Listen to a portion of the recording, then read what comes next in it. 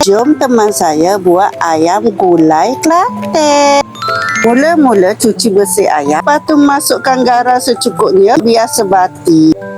Kita sediakan bahan kisar pula.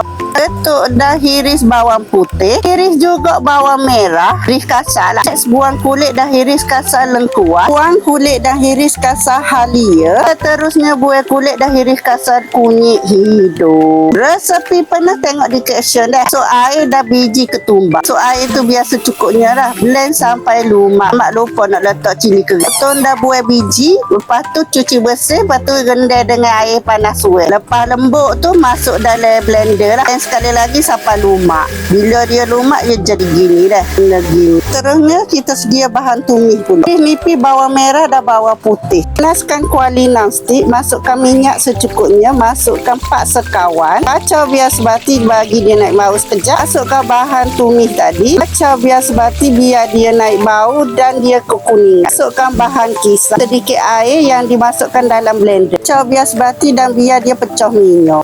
Bila dah pecah minyak, masukkan rempah ayam Kelantan, dibancuh dengan air sedikit. Dan masukkan air dalam gelas tu sikit. Lepas tu kacau biar sebati. Biar dia pecah minyak kali kedua. Bila dah pecah minyak, masukkan ayam satu persatu. Kacau biar sebati. Tutup kuali kejap biar dia masuk sedikit. Masukkan santan kotak. Masukkan air dalam santan kotak, masuk dalam kuali. Masukkan 3 cawan air lagi. Kacau biar sebati dan biar dia pecah minyak kali ketiga.